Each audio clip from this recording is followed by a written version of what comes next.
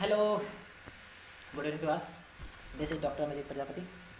और आज का हमारे डिस्कशन का टॉपिक है, आज का हमारे वीडियो का टॉपिक है 7 mistakes that you should avoid to get selected in NEET. NEET में सिलेक्शन के लिए कौन सी 7 गलतियाँ जो लड़के कॉमनली करते हैं, मोस्ट कॉमन जो मिस्टेक्स देखी गई है बच्चों में जिनका सिलेक्शन नहीं होता है, उनसे की जाने वाली मिस्टेक है। ये मिस्टेक आपको नहीं करनी है और आपको सिलेक्शन लेना है, क्योंकि आपको पता है नीट जो है ना वो बहुत ही ज़्यादा कम्पिटिटिव एग्जाम हो चुका है। आज के दौर में कंपटीशन बहुत ज़्यादा बढ़ चुका है। At least I think 22 to 25 lakh of students इस साल नीट एग्जाम में अपियर हो सकते हैं। इस साल तो है ना इतने ज़्यादा स्टूडेंट्स आ रहे हैं और seat is quite low. Seat students के नंबर के हिसाब से देखो तो बहुत कम है। तो कौन कौन सी वो गलतियाँ हैं जिसकी वजह से लड़कों का सिलेक्शन नहीं होता है, 4 साल 5 साल तैयारी करते हैं, अदर इंस्टीट्यूट और बहुत जगह जाकर तैयारी करते हैं बट नहीं होता है। तो उसके कुछ रीजन्स हैं और वो हम आज ना वो 7 मिस्टेक्स डिस्कस करेंगे जिनकी वजह से मोस्ट ऑफ द स्टूडेंट्स का सिलेक्शन नहीं होता। पहला है lack of strategy. First of all सबसे पहली चीज़ जो ना लड़कों में देखी गई है, 70 to 80% आई थिंक जो नीट एस्पिरेंट होते हैं उनके पास स्ट्रेटजी नहीं होती। मतलब वो चल रहे होते हैं बिना प्लानिंग के। क्या प्लानिंग जरूरी है? बिल्कुल प्लानिंग जरूरी है। अभी तुम देखो जैसे मल्टीनेशनल कंपनी है तो उनका गोल होता है कि हमको इस साल में इतना मतलब इतना ग्रोथ कर जाना है, अगले साल में इतना ग्रोथ करना है, 2 मंथ में इतना ग्रोथ करना है। तो बहुत सारे लोगों को प्लानिंग नहीं होता। वो एक दिन मोटिवेशन वाला वीडियो देखेंगे, है ना, मोटिवेशन वीडियो देखा, फिर वो क्या करेंगे, पहला चैप्टर से चालू करेंगे, कहेंगे आज पहले चैप्टर से लेके हम 4 चैप्टर तक पढ़ जाएंगे। एक दिन में पढ़ लिया, ठीक। दूसरे दिन उन्होंने फिर चैप्टर शुरू किया, फिर चैप्टर रिवर्स पढ़ा और कुछ बढ़ा लिया।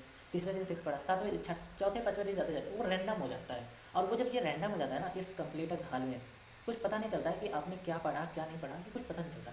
लेकिन अगर आप क्या करते हो, एक प्लान बनाते हो, मतलब अपना एक गोल सेट करते हो। जैसे मंथली आपने क्या किया, मंथली एक टारगेट सेट कर लिया, है ना, और वीकली, मेरे हिसाब से वीकली टारगेट। मैं जब अपनी प्रिपरेशन करता था तो मेरा जो टारगेट रहता था, एक टारगेट तो हमारा मंथली रहता था। मंथली टारगेट हमेशा हमारा रहता था। तो जो मंथली टारगेट होता था उसमें ये होता था कि हाँ चलो यार इस मंथ में बायो में अपन आधी कर लेंगे एनसीईआरटी, मतलब मैसेज फिक्स कर लेंगे, चलो ठीक है बायो में इस मंथ हमें 3 यूनिट खत्म करनी है। केमिस्ट्री में भी हम फिक्स कर लेते हैं कि इस साल जो 11th की में जो भी इनऑर्गेनिक का पार्ट है या ऑर्गेनिक का पार्ट है ये अपन कंप्लीट करेंगे।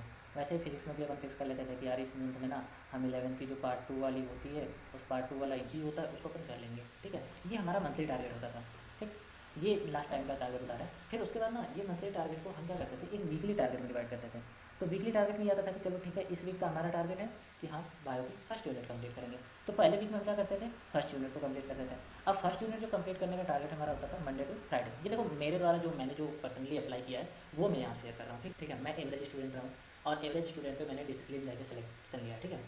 तो मैं अपना एवरेज वाली फीलिंग ही बताऊंगा, एक एवरेज स्टूडेंट कैसे सेलेक्ट हो सकता है। एक यूनिट में क्या कर लेते हैं अपन, फिक्स कर लेते हैं कि एक यूनिट अपने को कवर करना है। अब हमारे पास ना वीकली टारगेट हो जाता है तो हम एक वीक में इस एक यूनिट को कंप्लीट कर लेते हैं। अब इससे क्या होगा कि अब अगले वीक जब हम स्टार्ट करेंगे तो हम इस यूनिट को नहीं छुएंगे, हम क्या करेंगे दूसरी यूनिट छुएंगे।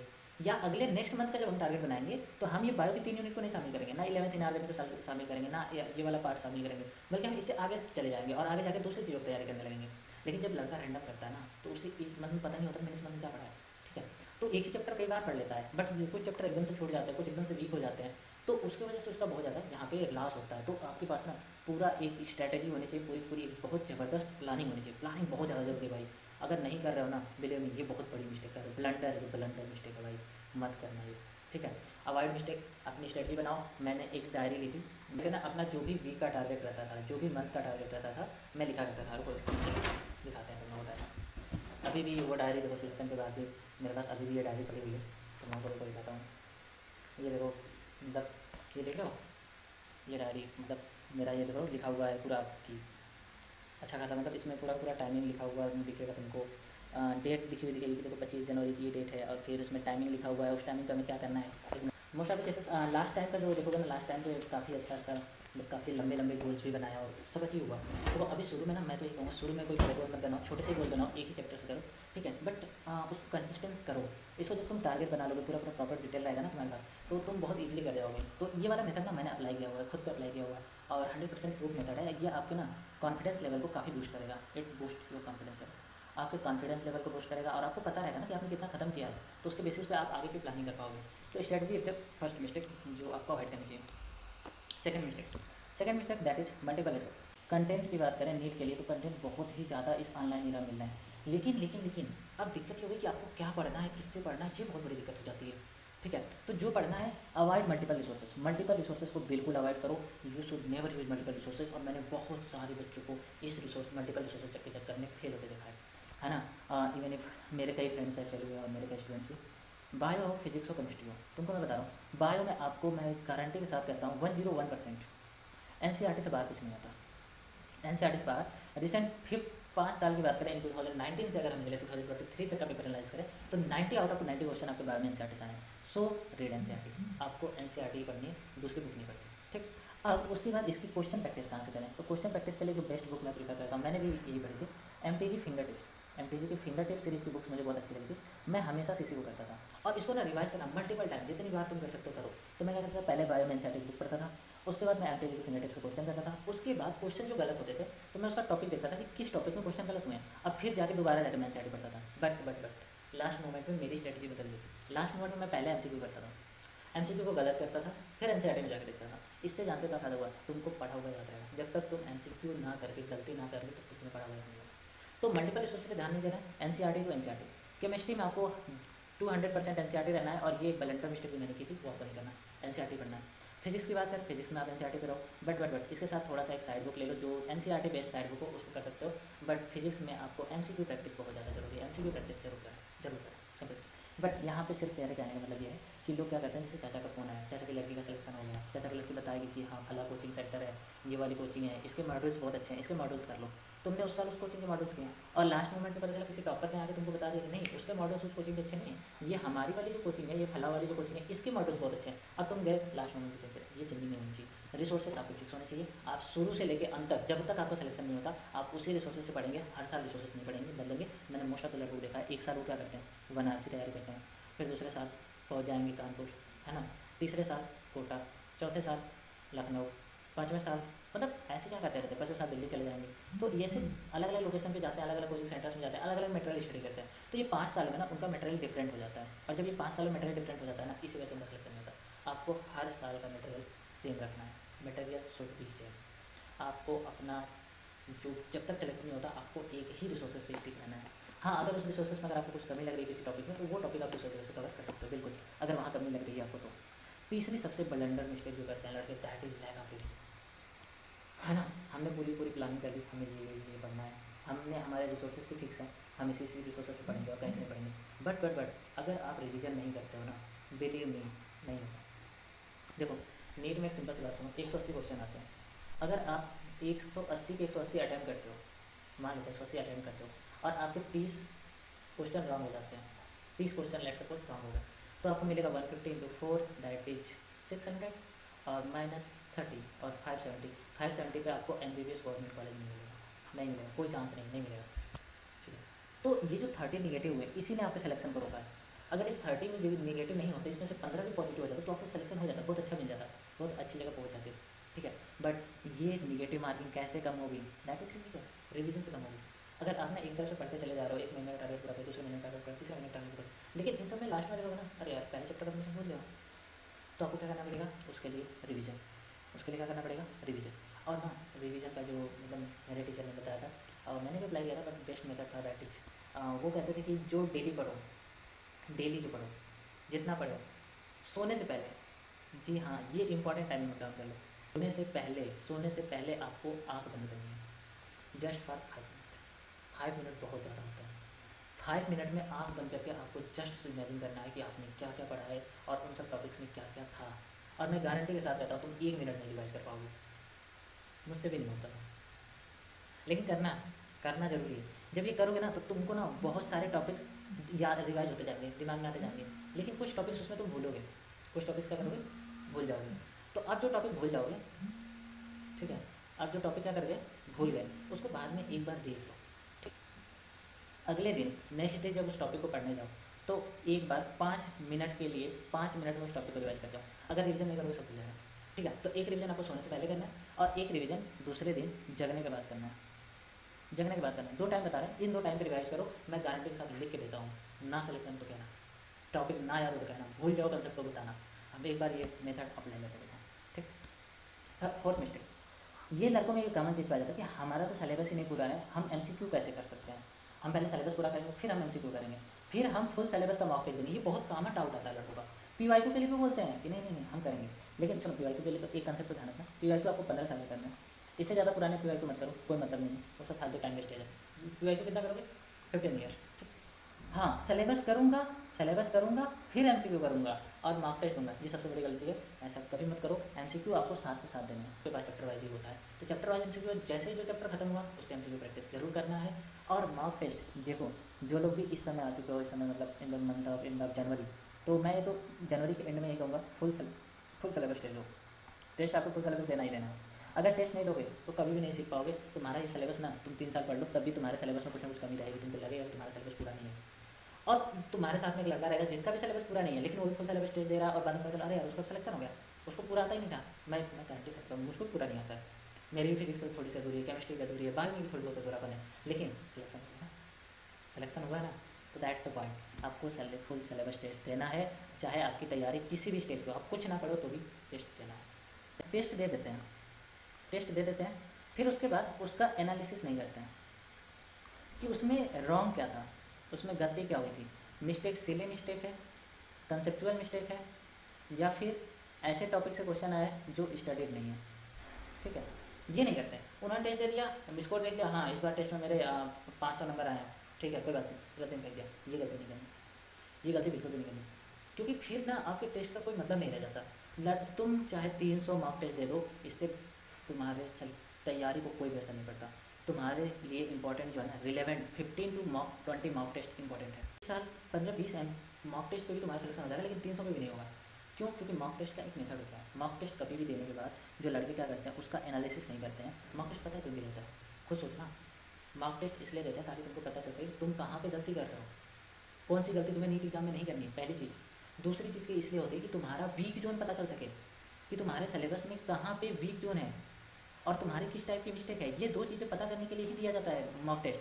मॉक टेस्ट ये एनालाइज करने के लिए नहीं होता कि तुम्हारा सिलेक्शन होगा कि नहीं होगा, सिलेक्शन के लिए बिल्कुल नहीं होता, क्योंकि मॉक टेस्ट नहीं डिसाइड करता तुम्हारा सिलेक्शन होगा कि नहीं होगा। लेकिन हाँ, मॉक टेस्ट इसलिए होता है ताकि तुम वीक जोन अपना पहचानो, अपनी मिस्टेक्स पहचानो, तभी तो अपनी मिस्टेक को सुधारोगे। जब सुधारोगे नहीं तो नहीं होगा। तो आपको टेस्ट देने के बाद एनालिसिस करना है, अपने रॉन्ग क्वेश्चन देखने हैं, रॉन्ग क्वेश्चन में आपने कौन सी ब्लंडर मिस्टेक की, कौन सी सिली मिस्टेक की, उसको ध्यान रखना है। अगर कंसेप्चुअल मिस्टेक है तो आप अपने कंसेप्ट को एक नोटबुक हमेशा बनाना। एक नोटबुक देखो, ये ना बेस्ट मेथड है। एक नोटबुक हमेशा बनाना है और उस पर ना सिर्फ और सिर्फ रॉन्ग क्वेश्चन लिखना है। रॉन्ग क्वेश्चन जो तुम गलती किए हो ना वो लिखना है, अपनी मिस्टेक लिखनी है, अपनी क्या लिखनी है, मिस्टेक लिखनी है। और मिस्टेक को डेली सुबह रिवाइज करना है, मिस्टेक लिखो। मिस्टेक के बाद उसमें देखो कि कंसेप्चुअल मिस्टेक है तो कौन से कंसेप्ट की वजह से गलती है, वो कंसेप्ट लिख लो। और अगर वो कंसेप्ट नहीं स्टडी किया है तो उस कंसेप्ट को स्टडी करके उसको नोटबुक में इंसर्ट करो। और बिलीव मी, अगर आप ऐसा करते हो तो आप एक से जोन में जाओगे। मुझे जहाँ तक याद है, जैसे मेरा जिस साल सिलेक्शन हुआ था उस साल मैंने नीट मेन एग्जाम में 5 बार ऐसी मिस्टेक करने वाला था, लेकिन 5 बार मुझे ना याद आ गया, यार ये वाला मिस्टेक मैंने उस वाले मॉक टेस्ट में दिया था, ये वाला मिस्टेक उस PYQ वाले पेपर में दिया था। क्योंकि मैंने नोटबुक बनाई थी, मेरे पास ना एक इतनी मोटी मतलब लगभग 200 पन्नों की नोटबुक थी, और उसमें मैंने बहुत ज़्यादा गलतियाँ लिख रखी थी, और उसको मैंने अक्सर रिवाइज करता था। नीट एग्जाम से पहले भी मैं रिवाइज करके गया था, अपनी मिस्टेक रिवाइज करके गया था।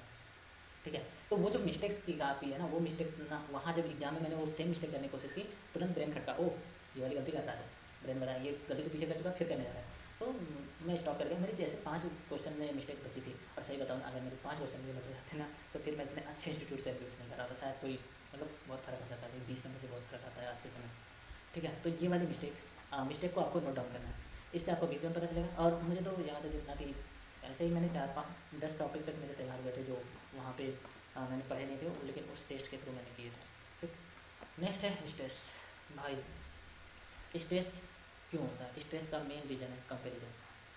स्ट्रेस का मेन रीज़न है कंपैरिजन, और दूसरा बड़ा रीज़न है पीयर प्रेशर, और तीसरा रीज़न है बट कंपैरिजन इज बेस्ट। सुनो, अगर तुम्हारी प्रिपरेशन में अगर तुम्हारी हेल्थ ख़राब हो रही है, अगर हेल्थ ख़राब हुई तो तुम गए काम से, नहीं होगा भाई। हेल्थ अगर एक बार भी ख़राब हो जाए तुम बहुत ज़्यादा पीछे कर जाओगे, बैकलॉग कर जाओगे। तो हेल्थ को कैसे सही रखना है? तो हेल्थ में तुम्हारी सिर्फ 3 तरह की हेल्थ हम मतलब लेके चलते हैं। एक तो हम मानते हैं कि एक तो हमारी फिजिकल हेल्थ होती है, ठीक, और दूसरी हमारी होती है मेंटल हेल्थ, और तीसरी तरह की हेल्थ होती है जैसे स्पिरिचुअल हेल्थ या ऐसे भी बोलते हैं। तो एक माइंडसेट कहते हैं, मैं लिख दे रहा हूँ, माइंडसेट आपका होना चाहिए। ठीक, तो ये 3 तरह की होती है, और इसलिए ना डेली सुबह उठो। तो मेरे हिसाब से आपको फिजिकल हेल्थ रखने के लिए आपको डेली एक्सरसाइज कंपल्सरी। आप जब तक नीट की प्रिपरेशन करो एक्सरसाइज करो, क्योंकि एक्सरसाइज करने से क्या होगा ना, सुबह उठ कर ये जो मोबाइल फ़ोन देखते हो ये तुम आपको कमज़ोर बना रहा है। तो डेली एक्सरसाइज करोगे तो एक्सरसाइज से क्या फ़ायदा होगा, ब्लड सप्लाई तेज़ होगी शरीर में, और जब ब्लड सप्लाई तेज़ होगी तो आप अच्छा परफॉर्म कर पाओगे नीट एग्जाम में। मेंटल हेल्थ के लिए बेस्ट मेडिटेशन करो, मेडिटेशन इज कंपल्सरी। और मैं भी अपनी नीट की तैयारी के लिए काफ़ी मेडिटेशन में बहुत करता हूँ। ठीक है। डेली मेरा 8 घंटे का रहता था। कभी कभी तो मैं फिजिकल एक्सरसाइज भी नहीं करता था, बट ये कर लेता था, मेडिटेशन कर लेता था। मेडिटेशन में बहुत ज़्यादा करता था, क्योंकि मेडिटेशन से ब्रेन रिलैक्स हो जाता था, तो थोड़ा सा अच्छा रहता था। थोड़ा सा क्या, बहुत अच्छा रहता है। मेडिटेशन बहुत ज़्यादा कंपल्सरी है। मैं थोड़ा सा ये देख रहा हूँ अपनी डायरी में, क्या कहीं नोट डाउन किया क्या। ये वाली टेक्निक मुझे बहुत ज़्यादा अच्छी लगी थी। ये वाली टेक्निक क्या बताते हैं, देखो ये वाली टेक्निक, एक सेकंड थोड़ा सा मैं दिखा देता हूँ, ठीक है, ज़्यादा नहीं, थोड़ा सा देख लो। ये वाली जो टेक्निक मेरी रहती थी, मेरा मतलब फिक्स रहता था कि डेली का ना मेरा एक टारगेट सेट रहता था।